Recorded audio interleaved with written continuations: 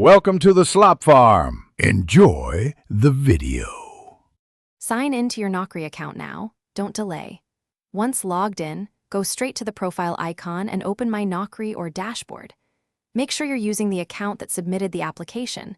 If multiple accounts exist, verify email shown. You'll need the Applied Jobs or Job Applications section next, so navigate there immediately. This prevents confusion and ensures you act on the correct application rather than a similar job or duplicate submission. Once in Applied Jobs, scan the list for the job title, company name, or application date to isolate the correct entry. Click the job to view details. Naukri often shows a Withdraw or Cancel Application button on that detail page. If Withdraw isn't visible, use Message Recruiter to request removal and attach a brief reason. Make sure to save screenshots of the entry and any confirmation screens. These help if there's a delay or mismatch. With recruiter records, click Withdraw or Cancel and confirm when prompted.